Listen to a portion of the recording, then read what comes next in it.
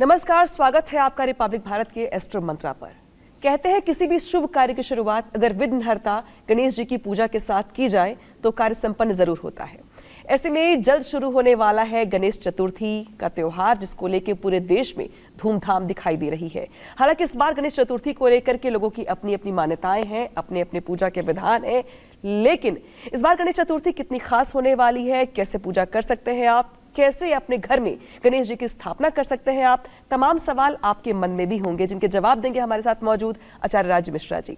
Sir, स्वागत है आपका बहुत बहुत। धन्यवाद। सर, कहा जाता है गणेश जी के बारे में कि गणेश जी एक ऐसे देवता हैं जिनकी पूजा सबसे पहले की जाती है। सबसे पहले गणेश जी को प्रसन्न किया जाता है, इसके बाद बाकी पूजा की जाती है। गणेश चतुर्थी इस बार बहुत खास रहने वाला है। हालांकि हर साल ही पूजा पाठ में बहुत ज्यादा धूमधाम देखने को मिलती है, लेकिन इस बार गणेश चतुर्थी को लेकर के तिथियां क्या कुछ कह रही हैं, वो मुहूर्त कौन सा होगा जब स्थापना की जाए, पूजा कैसे की जाए, शुरुआत कैसे करेंगे आप? जी बिल्कुल।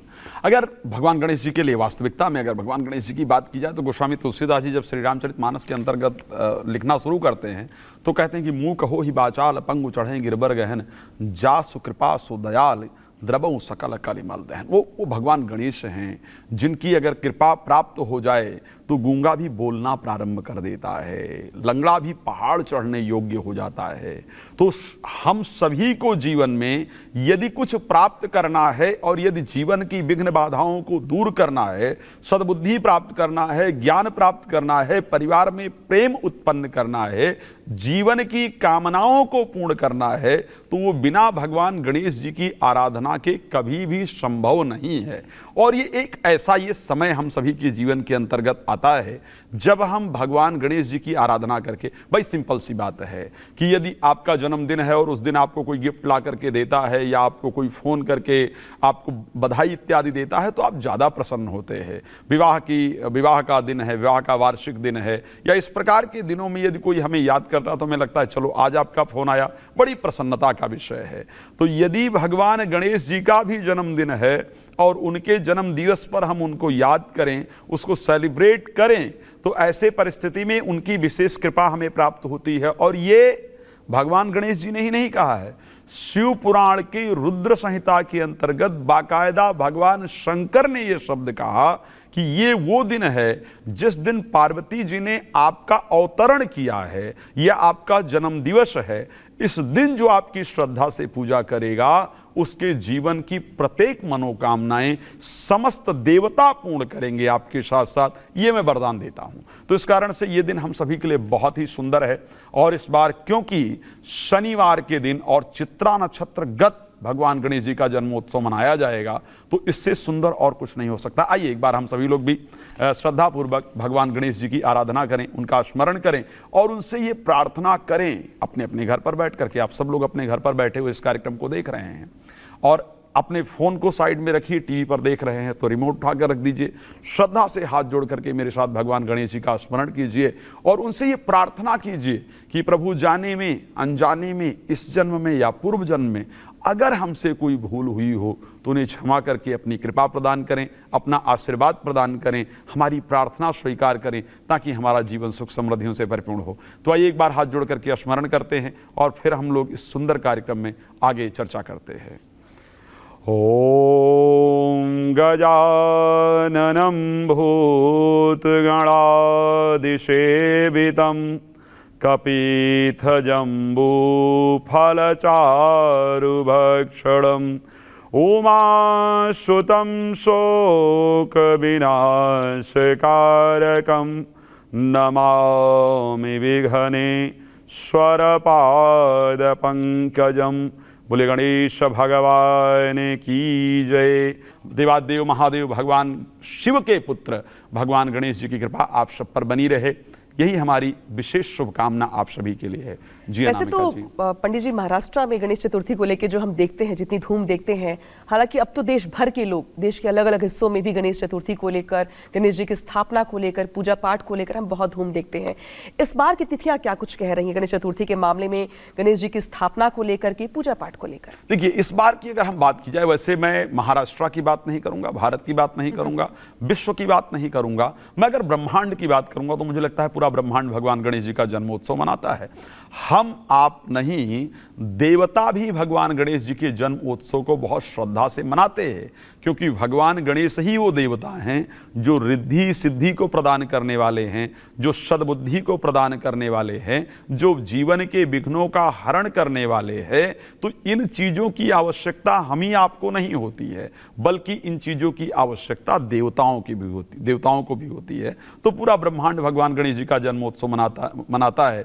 इस बार जो पड़ रहा है, क्योंकि शनिवार को पड़ रहा है और खास करके चित्रा नक्षत्र के अंतर्गत पड़ रहा है, तो जो तिथि चित्रा नक्षत्र के अंतर्गत पड़ती है वो अपने आप में स्वयं सिद्ध हो जाती है।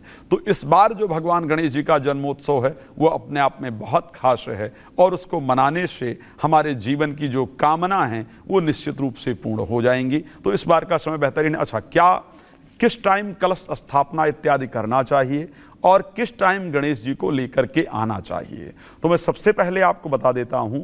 शनिवार को 9 से 10:30 बजे तक, ध्यान रखिएगा, 9 से 10:30 तक राहु काल का समय होता है।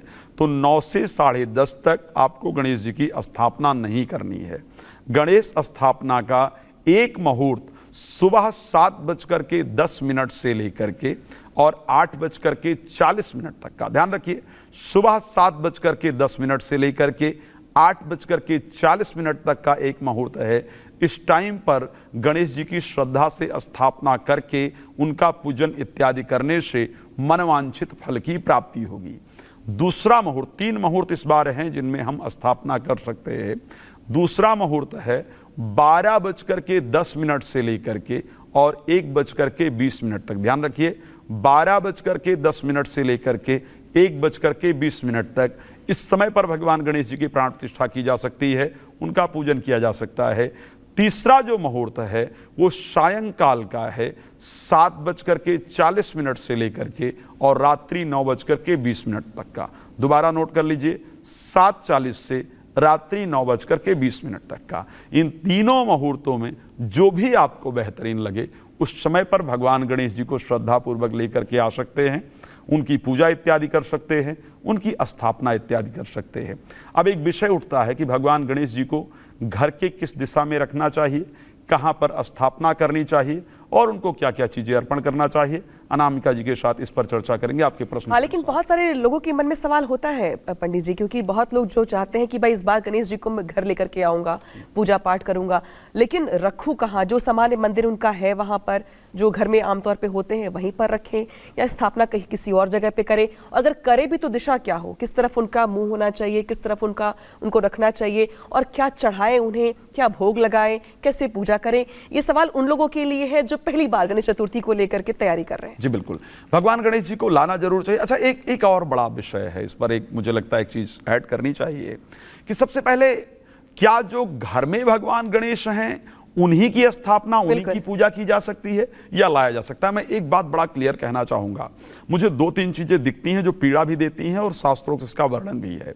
हम लोग श्रद्धा से भगवान गणेश जी को लाते हैं, उनकी पूजा करते हैं, लेकिन उनके विसर्जन पर कई बार देखा जाता है कई नदियों के पास कहीं गणेश जी की सर अलग पड़ा होता है, कहीं उनकी मूर्ति पड़ी होती है, वो विसर्जित ढंग से नहीं हो पा रही होती है। यदि विसर्जन की व्यवस्था है तो ही गणेश जी को आप लेकर के आइए और उनका पूजन कीजिए। ऐसा जरूरी भी नहीं है कि गणेश जी लेकर के आएं और उनका विसर्जन करें, यह भी बहुत ध्यान रखने की आवश्यकता है। हम गणेश जी की विग्रह का विसर्जन करते हैं, गणेश जी का विसर्जन हम लोग नहीं करते हैं। तो विग्रह भी अगर हमारे पास विसर्जन की व्यवस्था है तो हम उनका विसर्जन करें। अगर हमारे पास पूजा पूरी मानी जाएगी अगर हम पूजा करें लेकिन विसर्जन ना करें, तो कहते कुछ लोग की पूजा पूरी नहीं मानी जाती। आप गणेश जी का विसर्जन अनामिका जी कर ही नहीं सकते। आप अपने बुद्धि का विसर्जन नहीं कर सकते। गणेश कौन है? गणेश आपकी बुद्धि है। गणेश आपके जीवन में जो आप आगे चलते हैं, जो आप अपने विघ्न को दूर करने के लिए सोचते हैं, गणेश वो है। तो गणेश जी का विसर्जन करके तो हम जीवन ही नहीं चला सकते। तो कभी भी, क्योंकि लोग बड़ी बड़ी मूर्तियां लेकर के आते हैं, आप लोग देखते हैं बड़ी बड़ी मूर्ति लेकर के आते हैं, उस बड़ी विग्रह को स्थापित करके रख पाना पॉसिबल नहीं है। इस कारण से क्या किया जाता है कि कहा जाता है कि चलो इस विग्रह का विसर्जन कर दिया जाए, तो विग्रह विसर्जन होता है, गणेश विसर्जन कभी भी नहीं हो सकता है। लेकिन एक चीज ध्यान रखना चाहिए, जैसा कि भागवत में एक वर्णन आता है, थोड़ा लंबा हो जाएगा, लेकिन भागवत में एक वर्णन आता है कि इंद्र को एक माला प्राप्त हुई भगवान के द्वारा। इंद्र को एक दुर्वासा ऋषि को, क्षमा चाहूंगा, दुर्वासा ऋषि भगवान विष्णु के पास जाते हैं और भगवान विष्णु अपना हार उठा करके दुर्वासा ऋषि को पहना देते हैं। अब दुर्वासा ऋषि क्या करते हैं, इंद्र के यहाँ आते हैं, इंद्र उनका बड़ा स्वागत करता है, वो माला उठा करके इंद्र के गले में डाल देते हैं। इंद्र क्या करता है, उस माला को कहता है अच्छा ठीक है, उठा के अपनी जो उसकी ऐरावत हाथी उसके ऊपर डाल देता है, वो उसको डालता है, ऐरावत हाथी पटकता है और अपने पैरों से कुचल देता है। उस अवज्ञा के कारण जो पूजा का जो सामान था, उस सामग्री की अवज्ञा के कारण इंद्र का इंद्रासन छिन जाता है और वो लोग भटकते हैं, तो उसके लिए भगवान वामन को अवतार लेना पड़ता है। कहने का तात्पर्य यह है कि पूजन करने से ज्यादा इंपॉर्टेंट है कि उस पूजा की सामग्री का हम विसर्जन इत्यादि कैसे करेंगे। तो यदि ये पॉसिबल है कि जो भगवान गणेश जी लाएंगे उनका विसर्जन अच्छे से कर सकते हैं, उनकी पूजा इत्यादि अच्छे से कर सकते हैं, तो आप लेकर के आइए। नहीं तो आपके घर में, हर घर में भगवान गणेश जी की तो छोटी सी मूर्ति होती ही है, उनको श्रद्धा से भोग लगाइए, उनकी श्रद्धा से पूजा कीजिए, उनकी आराधना कीजिए। गणेश जी का जन्मोत्सव उतने से भी संभव है। एक बात और कहना चाहूंगा आपको, अब आप जैसे अनामिका जी ने प्रश्न किया था कि लेकर के आए तो कहां बिठाना चाहिए। घर का नॉर्थ ईस्ट डायरेक्शन, जिस घर में आप रहते हैं उस घर के बीचों बीच में खड़े हो जाइए। कंपास आज सभी के पास शायद मोबाइल पर उपलब्ध है। उस घर का, उस भूखंड का नॉर्थ ईस्ट कौन सा पड़ रहा है, उत्तर पूर्व डायरेक्शन कौन सा कमरे का पड़ रहा है, उस कमरे के अंतर्गत स्पेशली आपको गणेश जी को स्थापित करना चाहिए। वहां पर ऐसे स्थापित करें कि जब आप पूजन कर रहे हो तो आपका फेस ईस्ट को हो, भगवान गणेश जी का फेस वेस्ट, जो फेस है वो वेस्ट को हो, यानी भगवान गणेश जी पश्चिम को देख रहे हो और आप पूर्व को देख रहे हो। भगवान गणेश जी की स्थापना में सदैव आपको ध्यान रखना चाहिए हरे वस्त्र का प्रयोग किया जाए। जनरली हम पीले या लाल वस्त्र पर पूजा करते हैं, कोई दिक्कत नहीं है, लेकिन भगवान गणेश जी की पूजा के लिए हरे वस्त्र का भी प्रयोग किया जा सकता है और वो सबसे शानदार होता है। तो भगवान गणेश जी को किसी ऊंचे स्थान पर कोई चौकी कुछ भी बना करके, ऊंचा स्थान दे करके, साफ सुथरा करके श्रद्धा से और उस पर उनको स्थापित किया जाए। स्थापित करने के बाद उनका पूजन श्रद्धा पूर्वक पंचोपचार विधि के साथ किया जाए, जिसमें कि पंचामृत बनाया जाए, दूध, दही, शहद, गंगा जल, घी इत्यादि हो। पहले भगवान को जल से स्नान कराया जाए, छींटा ही लगाया जा सकता है अगर ऐसी मूर्ति है कि मिट्टी इत्यादि की है। उसके बाद उनको वस्त्र श्रद्धा से अर्पण किया जाए। कपड़ा है तो वो आप चढ़ाएं, नहीं है तो आपके पास मोली इत्यादि जो हम हाथ में धागा बांधते हैं उसको वस्त्र के रूप में आप चढ़ा सकते हैं।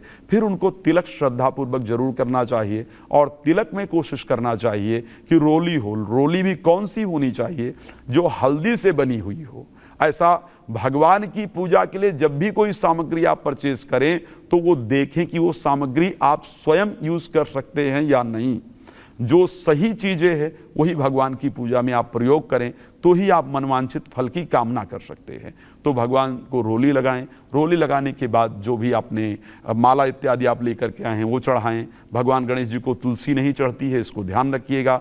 चावल इत्यादि अर्पण करें। फिर जो भी भोग में कोशिश कीजिए घर से प्रसाद बनाइए। हम सभी के लिए बड़ा आसान हो गया है, मार्केट जाते हैं, 20 रुपए की मिठाई खरीदते हैं और गणेश जी को चढ़ा देते हैं।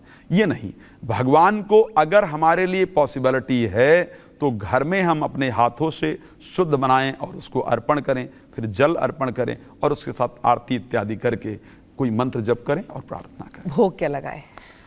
जनरली ये शास्त्रोक्त नियम है कि मोदक का भोग लगाया जाता है और कहा भी जाता है कि मोदक प्रिय मुद मंगल दाता। भगवान गणेश मोदक को प्राप्त करके मंगल को प्रदान कर सकते हैं। मंगल को प्रदान कर तो सकते हैं, लेकिन पंडित जी जो बताया आपने विधि विधान, इस बीच बहुत सारी छोटी छोटी गलतियां हो जाती हैं लोगों से स्थापना करने के वक्त। तो क्या ना करें, क्या एहतियात करें? और कुछ लोग उपवास भी करते हैं गणेश चतुर्थी के दिन, तो उपवास कैसे करें? उपवास करने वाले लोगों को क्या एहतियात करना होगा, ये थोड़ा जरूरी है। उपवास का तो हम लोगों ने चर्चा किया है कई सारे कार्यक्रम में, लेकिन उपवास का तात्पर्य यही है कि सांसारिक जीवन के बारे में ना सोच करके ना खाना उपवास नहीं है, यह हमें ध्यान रखना चाहिए।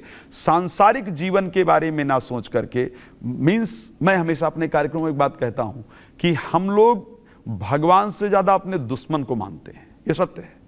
आप भगवान का दर्शन करके किसी मंदिर से आती हैं, आपको भगवान की छवि कभी याद नहीं रहती है, राइट? थोड़ी देर बाद भूल जाएंगे आप, एक आधे घंटे बाद। लेकिन अगर 1 साल पहले किसी ने आपको कुछ उल्टा सीधा कहा है तो उसकी छवि आपको जीवन भर याद रहती है। तो कौन आपके ज्यादा नजदीक हुआ, दुश्मन या भगवान? तो उस कंडीशन में कहने का तात्पर्य है कि यदि आप उस दिन क्या नहीं करना है, किसी ने क्या कहा, क्या नहीं कहा, क्या बोला, क्या नहीं बोला, किसने बुराई किया, बिल्कुल इस पर ध्यान नहीं देना है। आप भगवान गणेश जी को लेकर के आए हैं, उनकी छवि के बारे में सुंदर आपको ध्यान रखना चाहिए। भगवान गणेश जी के बारे में एक श्लोक कहा गया है, कपीथ जम्बू फलचार भक्षणम। कैथा और जामुन का फल, विशेष रूप से जामुन जनरली मुश्किल से मिलते हैं, बट भगवान गणेश जी को बहुत प्रिय है। तो कैथा और जामुन जैसे फल का भोग भगवान गणेश जी को आपको जरूर लगाना चाहिए। अलग अलग कामना की पूर्ति के लिए भी भगवान गणेश जी के अलग अलग पूजन का विधान है। स्पेशली विवाह चाहे लड़की का नहीं हो रहा हो या लड़के का नहीं हो रहा हो, उसके लिए जो पीला वाला सिंदूर है, इसका वर्णन जो मैं बता रहा हूं, रुद्र संहिता में, शिव पुराण के अंतर्गत रुद्र संहिता है, रुद्र संहिता में इसका बड़ा स्पष्ट वर्णन मिलता है कि यदि भगवान गणेश जी को जो सिंदूर, पीला सिंदूर हनुमान जी को चढ़ता है, वो सिंदूर भगवान गणेश जी को अर्पण करना चाहिए। और उसके साथ उसको मस्तक पर धारण करने से आपकी जो मस्तिष्क रेखा है वो सुधर जाती है, आपका मस्तिष्क खुल जाता है, आपके जीवन के विघ्न दूर होते हैं। और जिनका विवाह नहीं हो रहा हो, उनका विवाह होता है, सुहागिन स्त्री इसी चीज को लेकर के पूरे वर्ष लगाए तो आपस में बहुत सुंदर प्रेम बना रहता है। दूसरा बड़ा सुंदर विधान है केतकी का पुष्प। केतकी का पुष्प भगवान गणेश जी को बहुत प्रिय है। ये भी जो बता रहा हूं ये साधारण नहीं है, ये भी शिव पुराण के अंतर्गत आया है और रुद्र संहिता के अंतर्गत बताया गया ये उपाय बता रहा हूं। केतकी का पुष्प ला करके भगवान गणेश जी को श्रद्धा से चढ़ाया जाए, उससे जीवन के समस्त विघ्न दूर होते हैं। यह शास्त्रोक्त नियम है कि उससे जीवन में उत्पन्न होने वाले समस्त विघ्न दूर होते हैं। तीसरी चीज, दुर्बा भगवान गणेश जी को बहुत चढ़ाया जाता है और दुर्बा भगवान गणेश जी को अर्पण करने से वंश की वृद्धि होती है। लेकिन कैसी दुर्बा चढ़ानी चाहिए ये शायद हम लोग नहीं जानते हैं, इसका वर्णन शायद कहीं जल्दी मिलता नहीं है। शिव पुराण के रुद्र संहिता में जहां पर गणेश जी के जन्मोत्सव का वर्णन किया गया है, वहां पर भगवान शिव के मुख से कहा गया है कि दुर्बा जो चढ़ाई जानी चाहिए वो कम से कम 12 अंगुल लंबी दुर्बा होनी चाहिए, यानी 4 ये 8 और 4 और 12 अंगुल लंबी दुर्बा होनी चाहिए। कोशिश करनी चाहिए 121 या फिर 21 दुर्बा भगवान गणेश जी को चढ़ाना चाहिए। और दुर्बा जब चढ़ाएं तो दुर्बा का जो पीछे भाग है जड़ रहित हो, ध्यान रखिए, जड़ को निकाल देना चाहिए। जो दुर्बा का पिछला भाग है वो भगवान गणेश जी के सामने हो और जो उसका नोक होता है वो सामने की तरफ होना चाहिए। इस प्रकार का वर्णन, इससे आपके घर में अगर संतान को लेकर के दिक्कत आ रही है तो समस्या आपकी दूर हो जाएगी, वंश वृद्धि निश्चित रूप से होती है। यानी कि विघ्न जितने भी जीवन में है आपके, अब अलग अलग पूजा पद्धति को अपना करके जो जीवन के विघ्न है आपके, चाहे वो आपकी नौकरी हो, चाहे विवाह नहीं हो रहा हो, चाहे वंश आगे ना बढ़ रहा हो, सबको लेके पूजा पद्धति में शामिल। लेकिन व्रत कौन कौन लोग कर सकते हैं? बच्चे कर सकते हैं व्रत, महिलाएं कर सकती हैं, पुरुष कर सकते हैं? देखिए, व्रत कोई भी कर सकता है। व्रत का तात्पर्य है कि मैं अपने आप को सात्विक परमात्मा के साथ कनेक्ट करना चाहता हूं। व्रत का तात्पर्य क्या है? शास्त्र कहता है ना, आप लोग भी कहते हैं, हम लोग भी कहते हैं कि जैसा खाओगे अन्न वैसा होगा मन, है ना, जैसे पियोगे पानी वैसी होगी वाणी। तो कहने का तात्पर्य यह है कि यदि भगवान की आराधना करनी है तो हमारी जो आत्मा है, जो हमारा स्वभाव है, उसमें शुद्धता होनी चाहिए। और शुद्धता कब होगी? जब आप सात्विक भोजन करेंगे, तो आप फ्रूट खाएंगे, दूध दही लेंगे, तो आपकी आत्मा शुद्ध होगी, भगवान का स्मरण कर सकेंगे। तो व्रत निश्चित रूप से कोई भी कर सकता है, इसमें कोई दो राय नहीं। अच्छा, आजकल जो लोग हैं वो आजकल जो ट्रेंड है, लोग चॉकलेट के भी गणेश जी बनाते हैं, मिट्टी के गणेश जी बनाते हैं। लोगों को लगता है कि विसर्जन कहाँ करेंगे, तो लोग अब इको फ्रेंडली गणेश जी बनाने की प्रथा की ओर आगे बढ़ रहे हैं। आपने देखा भी होगा। क्या इस तरीके की चीजें करना ठीक है? शास्त्र पद्धति में इसका जिक्र किया गया है, या फिर इससे बचें, कोशिश करें कि मिट्टी के गणेश जी की? देखिए, वास्तविकता में इस प्रकार के गणेश जी का वर्णन नहीं है। शिव पुराण में कहीं भी मिट्टी के किसी भी गणेश जी कितने प्रकार के बनाने का, दारू के गणेश जी बनाने का वर्णन है। दारू एक लकड़ी होती है, उसके गणेश जी बनाने की परंपरा का वर्णन किया गया है, मिट्टी के गणेश जी की स्थापना का वर्णन किया गया है, लेकिन कहीं भी किसी मिष्ठान इत्यादि का, चॉकलेट या बर्फी या फ्रूट इत्यादि के गणेश जी का वर्णन नहीं है। यानी कि जो लोग ऐसा करते हैं वो उससे बचें और कोशिश करें कि मिट्टी के गणेश जी को ही घर लेकर के आए। हालांकि मुझे लगता है कि जो सवाल हमने पूछे हैं उससे बहुत जानकारी निकल के आ गई होगी दर्शकों के लिए। जो लोग इस बार प्लान कर रहे हैं कि जो गणेश जी को घर पे लेकर के आए, स्थापना करें, पूजा पाठ करें, वो तमाम बातें जो पंडित जी ने बताई हैं वो आपके लिए काफ़ी फायदेमंद साबित होंगी। और उम्मीद करती हूँ कि गणेश चतुर्थी का त्यौहार आप सभी के लिए बहुत शुभ होगा। नमस्कार।